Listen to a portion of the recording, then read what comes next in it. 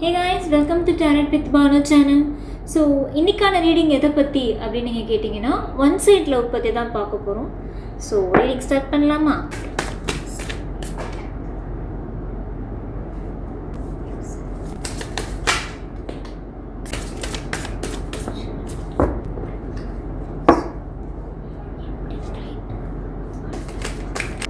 Okay, reading start பண்ணலாமா? ஆக்சுவலாக உங்கள் பார்ட்னருக்கு, அதாவது நீங்கள் லவ் பண்ணுற பர்சன் ஆர் நீங்கள் அந்த யாரை நீங்கள் நேசிக்கணும்னு நினைக்கிறீங்களோ இல்லை யாரை லவ் பண்ணணும்னு நினைக்கிறீங்களோ அந்த பர்சனுக்கு ஆக்சுவலாக வந்துட்டு ட்ரஸ்ட் இஷ்யூஸ் அப்படிங்கிறது இருக்கும். ஸோ யாரையுமே நம்ப மாட்டாங்க. ஸோ யாரையுமே அவ்வளோ சீக்கிரம் வந்துட்டு ரொம்ப நெருங்க விட மாட்டாங்க. ஒரு மாதிரி டிஸ்டன்ஸ்லேயே வச்சுருப்பாங்க எல்லாரையுமே. அண்ட் மோரோவர் பார்த்தீங்கன்னா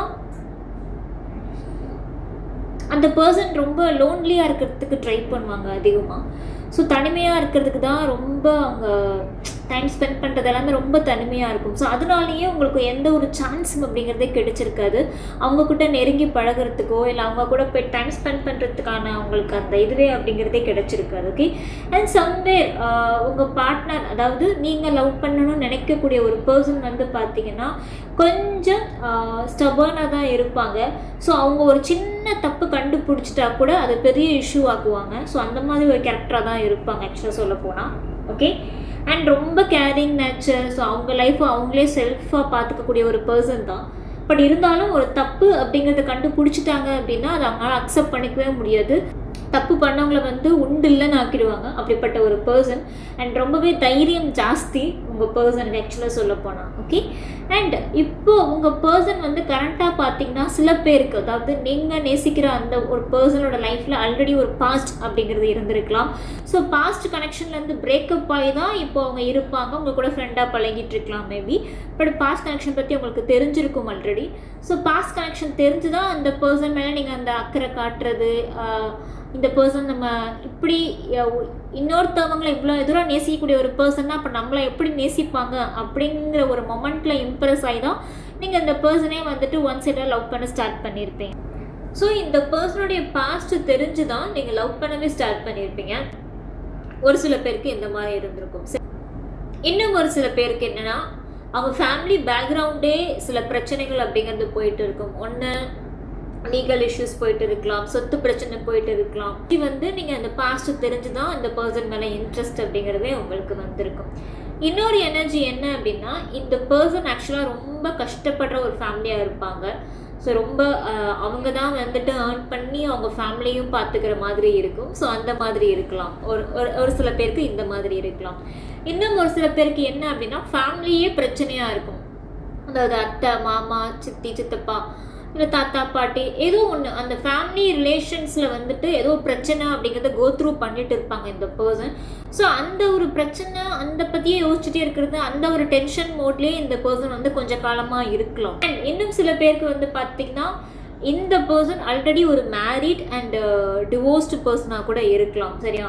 ஸோ இந்த மாதிரி கேட்டகரிஸ் எல்லாம் எனக்கு இன்றைக்கி வந்துட்டு ரிஃப்ளெக்ட் ஆகுது இந்த ஒன் சைட் லவ்வில். சரியா? ஸோ இப்படி தான் அவங்களுடைய இது வந்து ப்ரெசண்ட்டாக கோ த்ரூ ஆகிட்டு இருக்குது.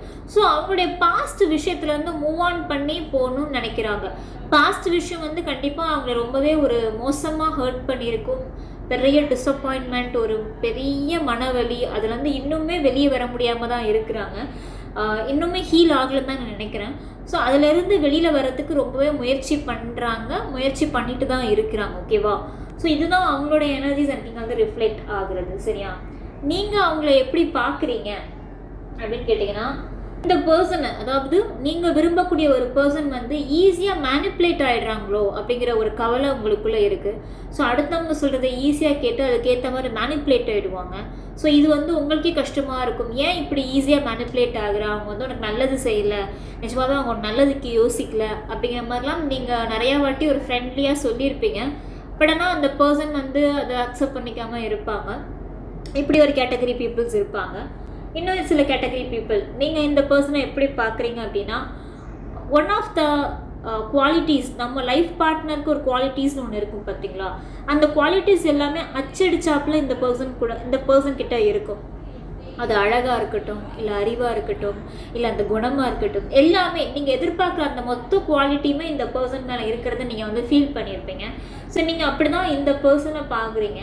அண்ட் இந்த பர்சன் ஆல்ரெடி சொன்ன மாதிரி ரொம்ப ஒரு தைரியமான ஒரு ஆள் அப்படின்னா அந்த தைரியம் அப்படிங்கிறதே உங்களுக்கு ரொம்ப இம்ப்ரெசிவாக உங்களுக்கு ரொம்ப பிடிச்சிருக்கும் இந்த பர்சன் மேலே. ஓகே, ஸோ நீங்கள் இப்போ அந்த பர்சன் மேலே எந்த மாதிரியான ஃபீலிங் வச்சுருக்கீங்க அப்படின்னா, நான் உனக்கு சப்போர்ட் பண்ண ரெடியாக இருக்கேன், உன்னை நான் ஹீல் பண்ணுறதுக்கு ரெடியாக இருக்கேன், எதுவாக இருந்தாலும் நான் சொன்னேன் அந்த பாஸ்ட் விஷயங்கள் கூட இருக்கலாம் அப்படிங்கிற மாதிரி. ஸோ நான் ஹீல் பண்ணுறதுக்கு ரெடியாக இருக்கேன், உன்னோட ஃபேமிலி பிரச்சனை எதுவாக இருந்தாலும் சேர்ந்து சமாளிக்கலாம், எதுவாக இருந்தாலுமே வா பார்த்துக்கலாம், எதுவாக இருந்தாலும் வா பார்த்துக்கலாம் அப்படிங்கிற ஒரு மைண்ட் செட்டில் நீங்கள் இருக்கீங்க உங்கள் பர்சன் மேலே. ஸோ உங்களுக்கு தேவை அந்த பர்சன் ஆக்சுவலாக அந்த ப்ரப்போசலை அக்செப்ட் பண்ணால் போதும். நீங்கள் மற்றதெல்லாம் நீங்கள் பார்த்துக்கிறதுக்கும் நீங்கள் ஃபேஸ் பண்ணுறதுக்கும் ரெடியாக இருக்கீங்க.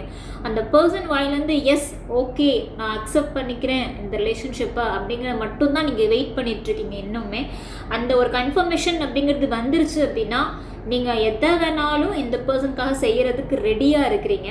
ஆக்சுவலாக அதுதான் ரொம்ப இம்ப்ரெசிவாகவும் இருக்கும் உங்கள் பார்ட்னரை பொறுத்த வரைக்கும். அதாவது உங்கள் பார்ட்னர் வந்துட்டு உங்கள் பர்சன், அதாவது நீங்கள் நேசிக்கிற பர்சன் வந்து உங்ககிட்ட இருக்க எந்த குவாலிட்டியை வந்து இம்ப்ரெஸ்ஸாக வந்து அவங்க பார்ப்பாங்க அப்படின்னா, நீங்கள் எதுவாக இருந்தாலும் உங்களோட விஷயத்துக்காக நீங்கள் போராடுறீங்க பார்த்தீங்களா, ஸ்டாண்ட் பை. ஸோ கான்ஸ்டண்ட்டாக நான் என்னோடய இடத்த நான் போராடுவேன் அப்படின்னு நிற்கிறீங்க. எத்தனை பேர் எதிர்த்து வந்தாலும் நான் நினைக்கிற விஷயத்தையும் நான் யோசிக்கிற விஷயத்தையும் செய்வேன் அப்படிங்கிற அந்த ஒரு ஆட்டிடியூட் வந்து ரொம்ப இம்ப்ரெசிவான ஒரு ஆட்டிடியூடாக இருக்குது. ஸோ அந்த ஆட்டிடியூடு தான் உங்களுடைய பர்சனை ரொம்பவே இம்ப்ரெஸ் பண்ணும் ஃப்யூச்சரில். ஸோ அந்த ஆட்டிடியூடை விட்டுறாதீங்க, கான்ஸ்டண்ட்டாக வச்சுக்கோங்க. ஸோ நீங்கள் அந்த பர்சன் சைட்லேருந்து ஒரு எஸ் ஒரு பாசிட்டிவ் பதில் எதிர்பார்த்துட்டு இருக்கீங்க. அண்ட் ஆனால் இப்போதைக்கு அந்த பர்சன் வந்து ஆக்சுவலாக அவங்க லைஃப்பில் என்ன நடக்குதுன்னே தெரிய விடாமல் உங்கள்கிட்ட வச்சுருக்காங்களோ அப்படிங்கிற மாதிரி எனக்கு தோணுது. ஸோ ஒரு மாதிரி ஒரு பசிலாகவே வச்சுருக்குறாங்க. அவங்க லைஃப்பில் என்ன போயிட்டு இருக்குது, என்ன நடந்துட்டு இருக்குது அப்படிங்கிறதே உங்களுக்கு தெரியாமல் இருக்கும். மேபி நீங்கள் அவங்கக்கிட்ட இன்ட்ரெஸ்ட் இருக்குங்கிறத இன்டெரக்டாக கன்வே பண்ணதுனால அவங்க உங்களை விட்டு இப்படி விலகி யோசிக்கிறாங்களா என்ன எனக்கு தெரியல. மேபி அவங்க லைஃப்பில் என்ன நடக்குதுன்னே தெரிய விடாமல் வச்சுருக்குறாங்க. ஆக்சுவலாக சொல்ல போனால் சில பேருக்கு மட்டும்தான் அந்த பாஸ்ட் விஷயம் அப்படிங்கிறதே தெரிஞ்சிருக்கும். இன்னும் சில பேருக்கு பாஸ்ட் தெரிஞ்சிருக்கும், பட் ப்ரெசென்ட்லி அவங்க இருக்காங்களா, திருப்பி வருவாங்களா மாட்டாங்களா, இந்த பர்சன் திருப்பி பாஸ்ட்டுக்கே போயிடுவாங்களா அப்படிங்கிற ஒரு கன்ஃபியூஷன் தான் உங்களுக்குள்ளே இருக்கும். ஆனால் இன்னும் சில பேருக்கு இவங்கக்கிட்ட என்ன தான் இருக்குது, இவங்கக்கிட்ட எனக்கு தெரிஞ்சிக்க வேண்டிய ஒரு விஷயம் இருக்குது அப்படிங்கிற மாதிரி நீங்களே ஒரு பசில் மோடில் இருப்பீங்க. இன்னும் சில பேருக்கு பார்த்தீங்கன்னா இவங்களுக்கு எது பிடிக்காதுன்னு தெரிஞ்சால் நம்ம அதுக்கேற்ற மாதிரி இம்ப்ரெஸ் பண்ணலாமே அப்படின்னு நீங்கள் ட்ரை பண்ணியிருப்பீங்க, இல்லை ஆக்ஷன்ஸ் ஏதாவது எடுக்க முயற்சி பண்ணியிருப்பீங்க. பட் அது எல்லாமே ஃபெயிலியர் தான். பிகாஸ் அந்த பர்சனை பற்றி எதுவுமே உங்களால் தெரிஞ்சுக்க முடியாது, அப்படி தான் அந்த பர்சன் உங்ககிட்ட வச்சுருக்குறாங்க. இப்போ இந்த ஒன் சைட் லவ் அப்படிங்கிற இதுக்கு நீங்கள் இந்த கனெக்ஷனை வந்து அடுத்த கட்டத்துக்கு எடுத்துகிட்டு போகணும் அப்படின்னா என்ன செய்யணும் அப்படின்னு கேட்டிங்கன்னா, நான் சொன்ன மாதிரி சில கேட்டகரிஸ் இருக்குது பார்த்தீங்களா. ஸோ பாஸ்ட் லவ் இருக்குது அப்படின்னா ஹீல் பண்ண ட்ரை பண்ணுங்கள் உங்கள் பர்சனை. ஸோ எடுத்தோன்னு போய் ப்ரப்போஸ் பண்ணாமல் இல்லை நான் இருக்கேன் அப்படின்னு சொல்லாமல் ஒரு ஹீலராக இருங்க அந்த பர்சனுக்கு.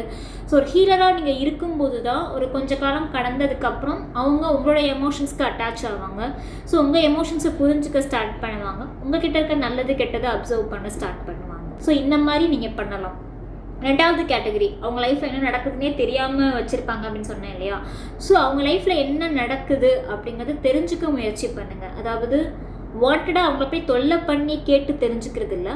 ஸோ இன்டேரக்ட் வே எப்படியாவது அவங்க லைஃப் என்ன நடக்குது, எப்படி அவங்க கோ த்ரூ பண்ணிகிட்ருக்காங்க, என்ன மாதிரி இருக்காங்க அப்படிங்கிறத நீங்கள் தெரிஞ்சுக்கிட்டா தான் நீங்கள் அடுத்த ஸ்டெப்பை இந்த கனெக்ஷனில் மூவ் ஃபார்வர்ட் பண்ண முடியும். சரியா? And you are the best partner. So நான் இன்றைக்கி இந்த ரீடிங் நான் பார்த்த வரைக்கும் இந்த ஒன் சைட் லவ்வில் நீங்கள் ஒரு பெஸ்ட் பார்ட்னராகவோ இல்லை ஒரு பெஸ்ட் லைஃப் கம்பேனியனாகவோ அந்த பர்சனுக்கு இருப்பீங்க ஆக்சுவலாக சொல்ல போனால். பிகாஸ் இந்த பர்சன் அவங்க சந்தோஷமாக வச்சுக்கணும் தான் நீங்கள் நினைக்கிறீங்க, சந்தோஷமாக பார்க்கணும் தான் நீங்கள் நினைக்கிறீங்க. ஸோ வாட் எவர் அவங்க பாஸ்ட்டில் என்ன நடந்திருந்தாலும் ஃப்யூச்சரில் வந்து அவங்களுக்கு ஒரு நல்ல ஒரு பேக் போனாக ஒரு சப்போர்ட்டிவாக இருக்கணும்னு நீங்கள் நினைக்கிறீங்க. ஸோ ஹோப் இந்த ஒரு நல்ல எண்ணமே இந்த ஒன் சைட் லவ்வை வந்துட்டு நெக்ஸ்ட் லெவலுக்கு ஃபர்தராக வந்து யூனிவர்ஸ் கொண்டு போவாங்க நான் நினைக்கிறேன். So future of this connection என்ன அப்படின்னா, இந்த கனெக்ஷனை பொறுத்த வரைக்கும் இப்போ ஒன் சைடாக இருக்குது இல்லையா. ஸோ இதை வந்து நீங்கள் டக்குன்னு மேரேஜுக்கு எக்ஸ்பெக்ட் பண்ணுறதோ இல்லை நெக்ஸ்ட் லெவல் ஆஃப் இது உடனே கமிட்மெண்ட் உடனே அக்செப்ட் அந்த மாதிரி நீங்கள் எதிர்பார்த்தீங்க அப்படின்னா கொஞ்சம் உங்களுக்கு ஏமாற்றமாக இருக்கும். இது வந்து ரொம்ப ஸ்லோ ப்ராசஸாக பண்ணக்கூடிய ஒரு விஷயமா இருக்குது இன்றைக்கான ரீடிங்கை நான் பார்த்த வரைக்கும். ஸோ உங்களை ஒன் சைட் லவ் அப்படிங்கிறது ரொம்ப ஸ்லோ, அடுத்தடுத்து ஒவ்வொரு ஸ்டெப்பும் ரொம்ப மெதுவாக பார்த்து பார்த்து தான் வைக்க வேண்டியதாக இருக்குது. ஏன்னு கேட்டிங்கன்னா அவங்க ஆல்ரெடி ஒரு இன்ட்ரோவர்டு மோடுக்கு போயிட்டாங்க. ரொம்ப பேசுகிறதில்ல, பழகிறதில்ல, எதுவும் சொல்கிறதில்ல. இப்படி இருக்கிற ஒரு பர்சனை ஹேண்டில் பண்ணுற விதம் அப்படிங்கிறது நீங்கள் இன்ச் பை இன்ச்சாக தான் இந்த பர்சன் மனசில் நுழைய முடியும். ஸோ நீங்கள் எடுத்தோடனே படார்னு ப்ரப்போஸ் பண்ணுறதோ இல்லை படார்னு எங்கள் மேரேஜ் பற்றி கேட்குறதோ அது வந்து உங்களுக்கு நெகட்டிவாக தான் போய் முடியுமே தவிர்த்து பாசிட்டிவாக முடியாது. ஸோ ஸ்லோவாக ஃபஸ்ட்டு அந்த பர்சனுக்கு ஹீலராக இருங்க, அந்த பர்சன் லைஃப் என்ன நடக்குதுன்னு தெரிஞ்சுக்கோங்க, புரிஞ்சுக்கோங்க. தென் நீங்கள் ப்ரப்போஸ் பண்ணுங்க. ஓகேவா? ஸோ அது உங்களுக்கு வந்துட்டு ஒரு ப்ராப்பர் வே ஆஃப் மெத்தடாக இருக்கும்னு நான் நினைக்கிறேன். இன்னைக்கான ரீடிங் உங்களுக்கு பிடிச்சிருக்குன்னு நான் நம்புகிறேன். டடா பாய், நீங்கள் அடுத்த ரீடிங்கில் சந்திக்கிறேன்.